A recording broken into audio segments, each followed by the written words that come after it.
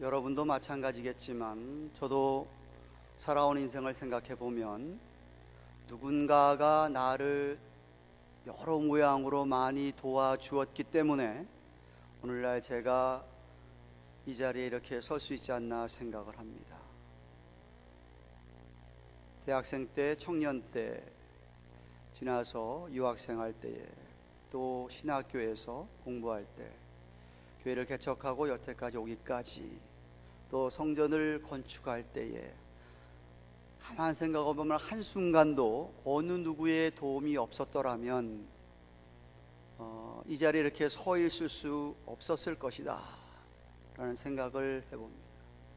여러분도 여러분이 그 자리에 지금 있는 자리에 앉아 있기까지, 이 시간에 인생을 걸어오기까지 누군가가, 많은 사람들이 여러분을 도와주었기 때문에 여러분이 그 자리에 여러분의 모습으로 앉아 있을 수 있지 않나 생각합니다.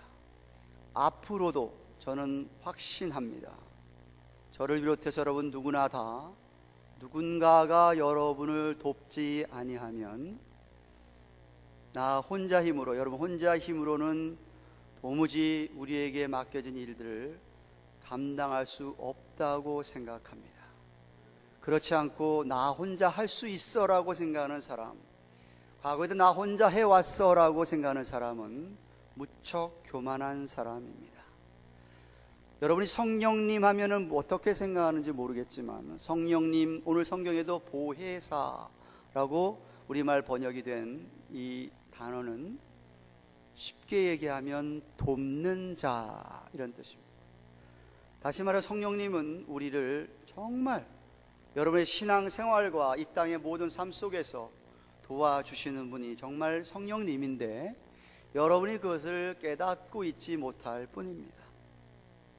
많은 신자들이 성령님에 대한 이야기를 하면 아주 협소한, 아주 편협한 생각을 갖고 있어서 그 은사 얘기하는 거구나, 뭐 방언 이야기하는 거구나, 그렇게만 성령님을 치부하는 것을 봅니다.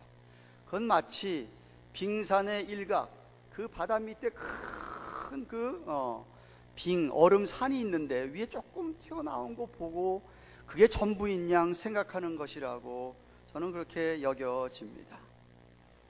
여러분이 꼭 알아야 할 것은 성령님도, 성령 하나님도 성부 하나님 그리고 성자 예수님과 마찬가지로 인격적인 하나님이십니다. 다시 말하면 지정의가 뚜렷한, 성령님이 여러분에게 지적으로 역사하시고 감정적으로 역사하시고 의지적으로도 역사하시는 분이 성령 하나님이십니다.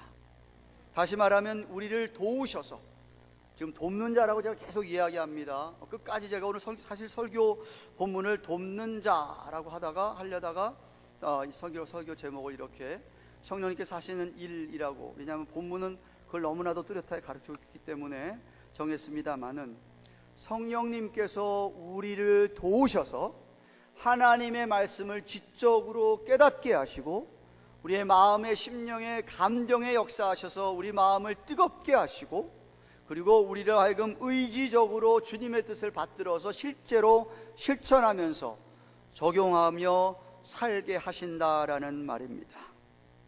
16장 본문의 문맥은 이렇습니다. 예수님께서 이제 몇 시간 후면, 사실 지금 바로 돌아가시 전날 밤인데, 이 밤에 몇 시간 지나지 않아서 이른 새벽에 이제 체포되시고 신문을 당하시다가 결국은 끌려가시고 골고다에서 그 다음날 아침 9시에 못 박히셔서 오후 3시까지 십자가에 매달리셔서 숨을 거두십니다.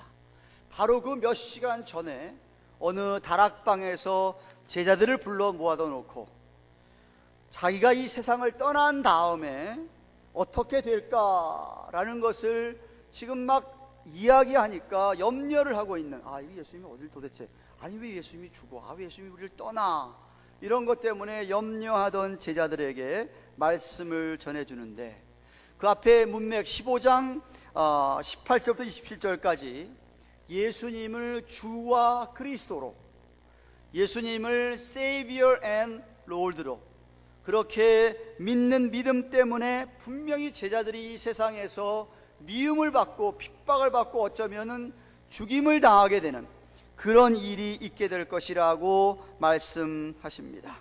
그리고 나서 제자들이 세상에서 이렇게 미움을 받거나 핍박을 받아도 결코 실족하지는 않는다라고 16장 1절에서 말씀을 하십니다. 왜냐하면 핍박이 심해져서 그 유대인들에게 출회라고 했는데 아주 쫓아내는 겁니다. 출교를 당하거나 혹은 죽임을 당하기 때문이라고 2절에 말씀합니다. 그런데 저들이 앞으로 놀랄 것은 자기들 이렇게 핍박하고 죽게 만드는 이 무리들이 그들도 그들 나름대로 하나님을 잘 믿고 여호와 하나님을 열심히 믿는다고 하는 그 열정 때문에 그들을 그렇게 죽이고 핍박한다는 겁니다. 좀 아이러니하지 않습니까?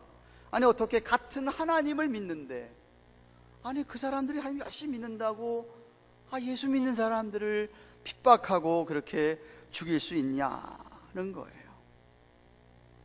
좀 믿는 사람을 이해하고 도와주지 못할 망정 왜 그렇게 미워하면서 죽일까? 그것을 그렇게 자기가 믿는 하나님을 잘 섬긴다고 생각을 할 수 있을까? 사실 바울도 그랬지 않습니까? 예수님 만나기 전에는. 그런데 예수님께서 이 모든 것이 영적인 무지 때문이다. Spiritual ignorance라고 하는 영적인 무지 때문이라고 말합니다. 3절 말씀을 보시면 저희가 이런 일, 그렇게 핍박하고 이런 것은 아버지와 나를 알지 못함이라. 그들이 참 하나님을 모르기 때문에 그래서 너희들을 그렇게 핍박하고 죽이게 될 거라고 말씀을 합니다. 마치 장님이 코끼리 다리만 만지고서 코끼리가 이런가 보다라고 믿고 그렇게 여기는 것처럼 저들이 온전한 하나님의 진리를 모르기 때문에 하나님의 어떤 일부분만 알고 일부분만 믿기 때문에 그래서 나름대로 할 수 있는 그 하나님을 믿고 열심히 낸다 하지만 예수님 믿는 자들을 그렇게 핍박하고 죽이는 그런 사람들이 된다는 겁니다. 그런데 오늘날도 어떤 사람들 하나님 믿는다고 하면서 열심히 있다고 하면서 뭐 체험도 있다고 하는데 실제로는 하나님을 너무나도 모르는 경우가 있습니다. 유명한 캐나다의 신학자고 지금 리전트 칼리지에서 명예교수로 있는 J.I. 패커라는 분이 Knowing God, 하나님을 아는 것이라는 책을 썼습니다. 정말 명저라서 거의 우리 기독교 신자 가운데 읽지 않은 분이 거의 없습니다. 그분이 거기서 이렇게 얘기합니다. 하나님을 아는 것과 하나님에 대하여 아는 것은 다른 거다. Knowing God하고 Knowing about God하고는 totally different story라는 겁니다. 하나님을 감접적으로 아는 것하고 하나님을 내가 직접 만나서 보고 아는 것과는 다르다라고 말씀을 했습니다. 하나님을 인격적으로 아는 것이 아니기 때문에 이렇게 유대인들 가운데서 믿는 사람들을 핍박하고 죽이는 것이었다. 만약 여러분들이 하나님의 말씀을 통해서 또 예수님을 통해서 알아가면서 그리고 성령님을 통하여 여러분이 하나님을 인격적으로 직접 만나서 개인적으로 알게 되고 믿어져서 하나님이 정말 내 삶에서 in reality, 정말 리얼하게 내 삶에 하나님이 정말 나와 함께 계시는 것을 경험하는 그런 자야말로 오늘 예수님이 얘기하시는 하나님을 아는 자라는 겁니다. 구약의 하나님만 아는 것도 아니고 유대인들은 또 구약 가운데 토라만 붙잡고 붙들고 토라 가운데 전부 다도 아니고 토라에서 자기가 믿고 싶은 것만 믿으면서 열심을 낸다고 하는 결과가 그런 엄청난 잘못을 범하고 말았던 것이었어요. 그래서 예수님까지 죽였겠지요. 저는 여러분이 신약 성경에 나오는 구약 성경에 나오는 하나님뿐만 아니라 신약 성경에 나오는 이 창세기 1장부터 요한계시록 22장까지 전체에서 나오는 그 하나님을 여러분이 올바로 알고 믿는 여러분 되시기를 바랍니다. 그래야 진짜 하나님을 아는 거고 믿는 것이죠. 어떻게 하면 우리가 그 하나님을 더욱 잘 알 수 있을까요? 여러분이 어떻게 하면 여러분 옆에 계신 분을 잘 알 수 있을 것 같습니까? 여러분이 어떻게 하면 한 목사를 잘 알 수 있을 것 같아요? 여러분 옆에 있는 사람과 한 목사하고 같이 살아보면 잘합니다. 시간을 많이 보내보면 잘 아는 거예요. 시간을 많이 같이 보내면서 이야기를 주고받는 가운데 한 목사는 이런 분이구나, 내 옆에 앉아 이런 분이구나라고 알게 되듯이, 여러분이 정말 예수를 진실로 믿는다면, 예수님이 정말 나의 죄 때문에 십자가에 돌아가셨고 내가 그 믿음 때문에 나도 내 죄가, 나의 이 육정이 함께 주님의 십자가에 못 박혔고, 저희 로마서 강해에서 배웠습니다. 그리고 나는 그 믿음 때문에 주님과 함께 다시 살아난, 의에 대해서 살아난 존재라고 하는 것을, 그 정체성을 내가 확실하게 아는 사람이 우리 하나님과 우리 주님과 매일매일 대화 나누며 교제하며 예배 시간마다 주님과 교제하면서 점점 더 많이 알아가듯이 말입니다. 여러분이 얼마나 많이 하나님을 아느냐에 따라서 여러분의 믿음의 정도 차이가 있는, 교회를 오래 신앙생활한 거 얘기하지 않습니다. 교회를 20년, 30년, 40년, 50년을 다녀도 하나님에 대해서 요박끝밖에 모르는 분들이 많습니다.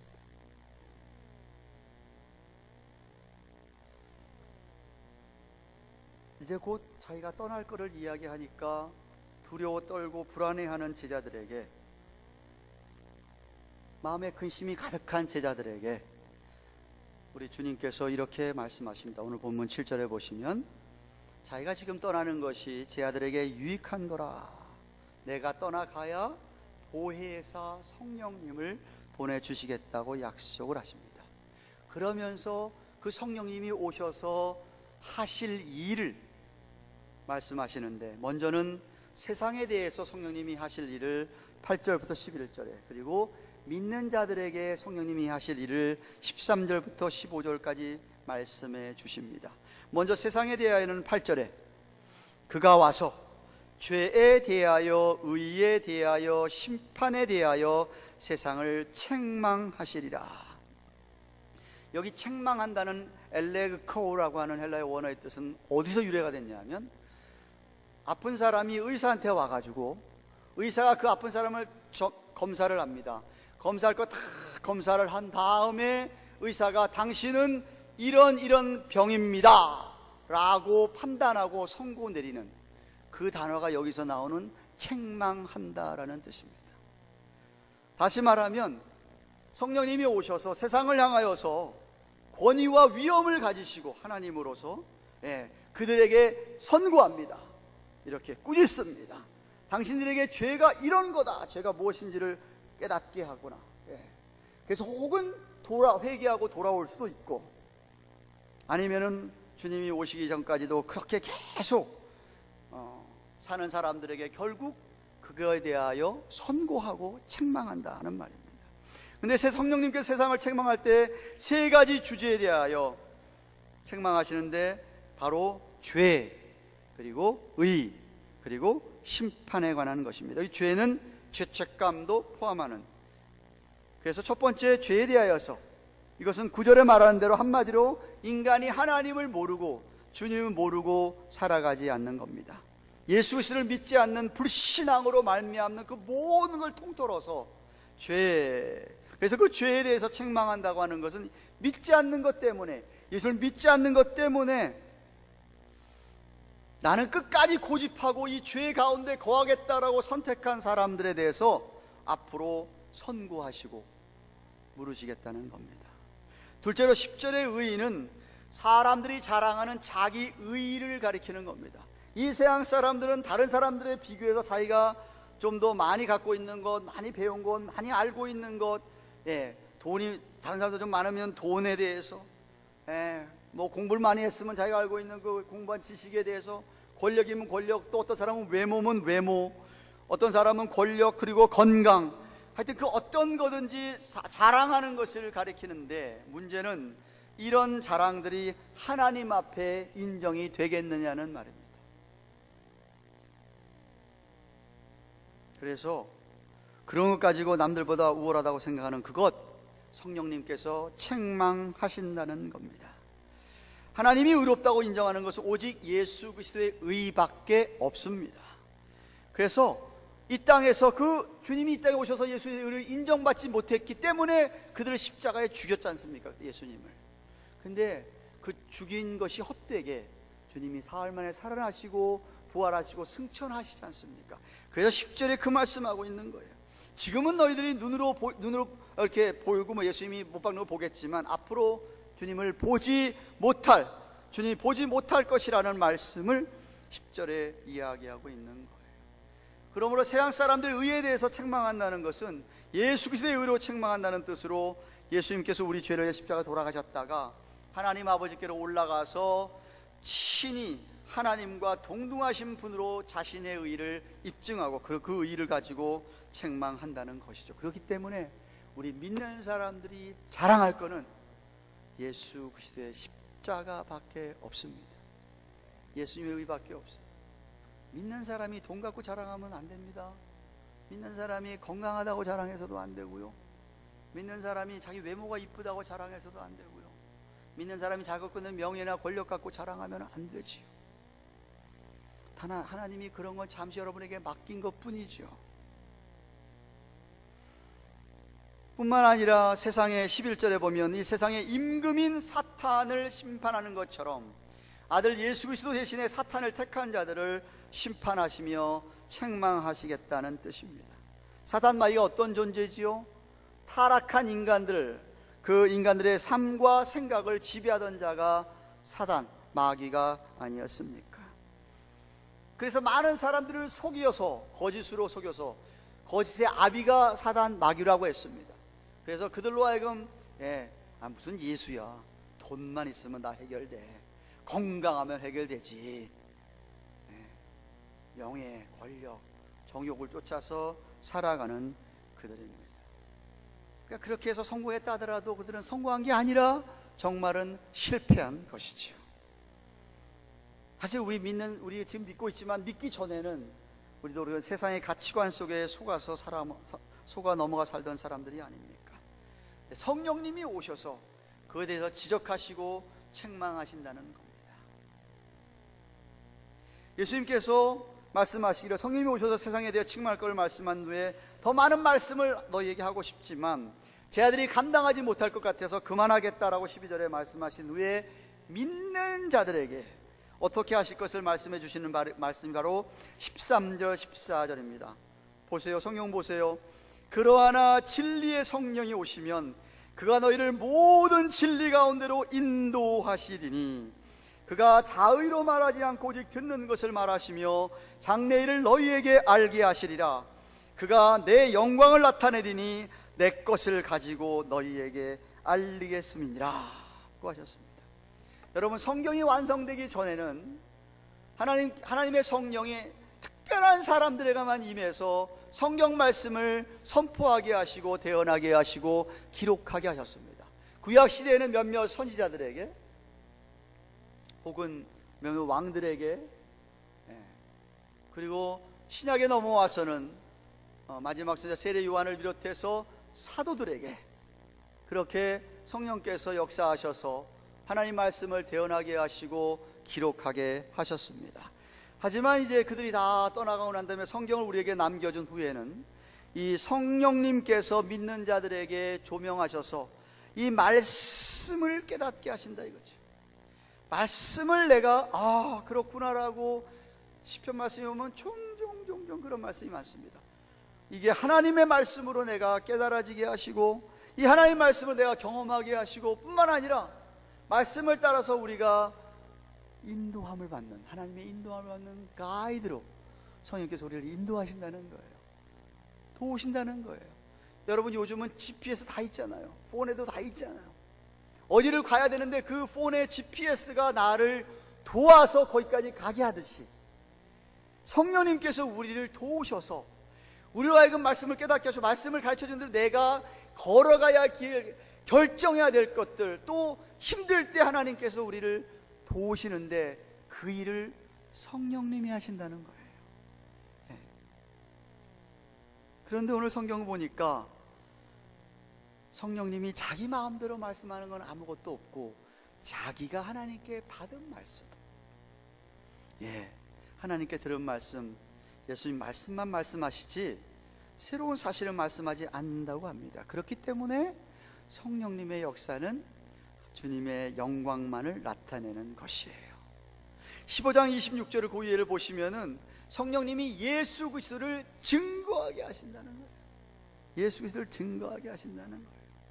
우리 아까 교독했지만 사도행 1장 8절이 그런 말씀이에요. 성령이 너에게 임하시면, 성령이 너에게 파워, 능력이 돼가지고 여러분이 가까이 예루살렘에서 시작해서 저 땅끝까지 예수님을 증거하게 된다는 거 아니겠어요? 마지막으로 15절에 무릇 아버지께 있는 것은 다 내 것이라 그러므로 내가 말하기를 그가 내 것을 가지고 너희에게 알리리라. 무슨 말씀이에요? 성령께서 우리에게 주시는 것, 우리에게 도와주시는 그 모든 은혜는 다 주님의 것이고 주님으로부터 왔다라는 것이죠. 이제 얼마 안 있으면 주님이 십자가에 돌아가서 눈에 안 보이지만, 십자가 돌아가신 주님이 십자가 돌아가셔서 부활하셔서 승천해서 우리 눈에 안 보인다 할지라도 여전히 우리 가운데, 우리 예수 믿는 사람들 가운데 주인은 누구냐? 예수님이라는 거죠. 우리 삶의 주인이 예수님이라는 거예요.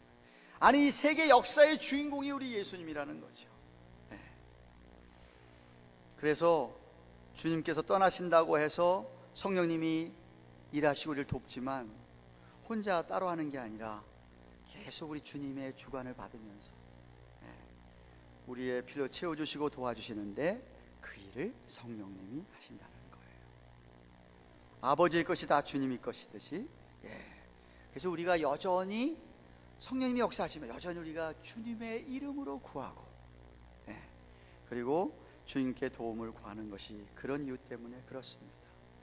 여러분이 그렇게 도움을 구하면 주님께서 성령님을 통하여 우리에게 하늘의 모든 지혜와 능력을 부어주실 줄로 믿습니다. 그렇게 해서 주님께 영광이 되는 것이죠. 사랑하는 교환가든 교회 여러분, 제가 왜 오늘 성령님에 대해서 얘기합니까?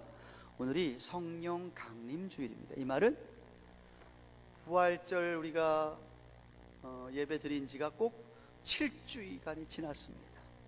7주째가 되는 거예요. 2000년 전에 주님께서 부활하시고 50일 만에 오순절날 성령이 임하셨습니다. 120명이 주님이 성령 주신다고 했으니까 우리가 기다리자 하면서 기도하고 기다릴 때 거기에 성령님이 역사하셨는데 너무나 강하게 역사하셔서 놀라운 일들이 벌어졌어요. 그 시간 이후로 이 120명의 성도들이 나가서 세계 선교를 감당하게 된 겁니다.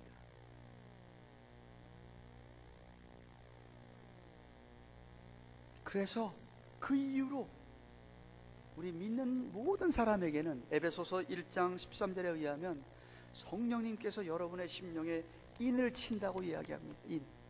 인은 seal의 영어로 seal 얘기하는, 등기 같은 거 이렇게 뭐 찌라는 거 있잖아요. 이 합법적인 그게 되려면 인증을 받아야 되는 걸 얘기하는 거예요. 옛날에 말이나 소에 이거 내 거라고 할 때 그 주인이 거기다가 불로 지져가지고 상처를 딱 흔적을 딱 남기잖아요. 그걸 쓰려고. 성령께서 여러분이 주님의 사람이라고 인을 쳐준다 이거죠. 그 이후로부터 성령님이 여러분을 떠나시는 적이 없어요. 항상 함께 계세요. 항상. 여러분들은 예수 그리스도를 믿어서 성령의 찜을 받으셨습니까? 이쪽뿐만 받으셨습니까? 여기는 안 받으셨습니까?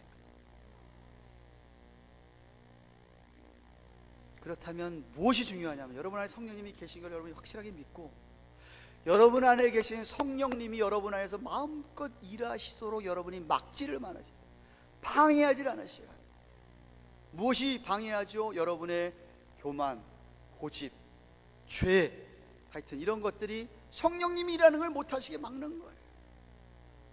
성령님이 하고 싶으신데 은혜를 주셔서, 아니 성령님이 여러분을 돕기 원하는데 도움 필요하잖아요. 아까 얘기했듯이 도와주려고 하는데 여러분이 막는 거예요.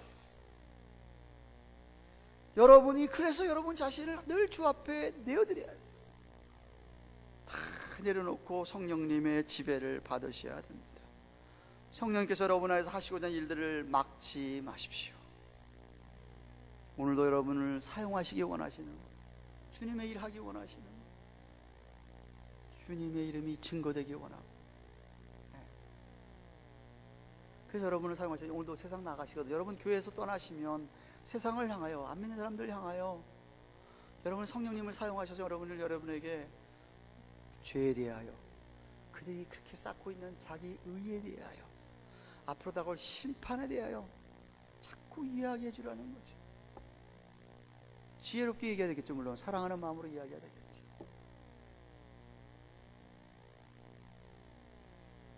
세상은 여러분을 기다리고 있습니다. 누군가는 여러분에게 그 역할을 했기 때문에 여러분이 이 자리에 앉아 있는 것 아니겠어요? 여러분이 그런 축복의 통로가 되셔야 합니다. 여러분 이미 사단 마귀는 패했습니다. 머리는 이미 나갔어요. 꼬리만 갖고 지금 흔들고 있는 거예요. 그거 두려워할 이유가 없습니다.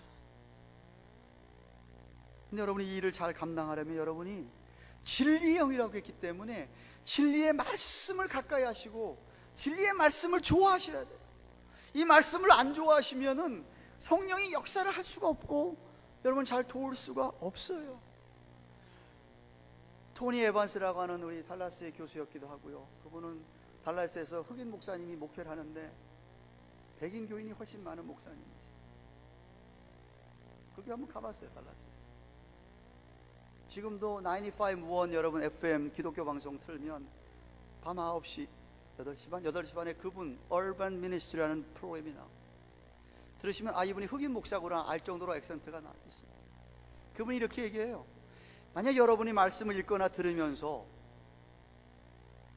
여러분의 가슴에 성령이 조명하시고 은혜 주셔서 이 말씀대로 살아야지 하고 여러분 움직이게 하는 것은 마치 spiritual 카피머신 이렇게 얘기해요. 카피머신에다가 종이를 딱 대고 스위치를 누르면 빛이 쫙 지나가면서 그 다음에 뽑아져 나오는 게 똑같은 종이가 나오잖아요. 똑같은 카피가 나오잖아요. 그런 게 비유하시는 거예요. 하나님의 빛이 여러분의 성령님이 비추어서서 하나님 말씀과 똑같은 여러분의 모습으로 나온다 이런 거예요. 나온다는 거예요. 네. 근데 이 말씀을 안 보면 안 되는 거잖아요. 안 되는 거죠. 그래서 제가 여러분에게 간절히 부탁하옵는 것은 제발 예배를 올 때든지 기도할 때든지 그냥 뜨뜻미지근하게 타성적으로 오늘 주일이니까 가야지 뭐 이런 식으로 좀 예배 생활하고 기도 생활하지 마시라는 거예요. 너무 무미건조하게 정말 사모하는 마음이 조금도 없이 오늘 목사님이 내게 무슨 말 주실까 이런 것도 사모함이 전혀 없이 와서 내가 와서 뭐 한 일 때문에 오시는 분들 있는 것 같고 예배를 사모하면서 내가 하는 기도 시간을 사모하면서 그게 아니라 아주 미시근한 신앙으로. 그래서 요한계시록에서 얘기하잖아요. 뜨겁든지 차갑든지 해라. 아니면 내가 뱉어버리겠다라고 경고하잖아요. 여러분 말씀 맺습니다. 여러분 정말 부흥을 원하십니까? 부흥이라는 게 다른 게 아니라요, 여러분 마음에 하나님의 성령의 역사가 강하게 임하는 게 부흥이에요. 그럼 그 마음에 새로워지거든요. 새로 살아나거든요. 성경이 이렇게 얘기합니다.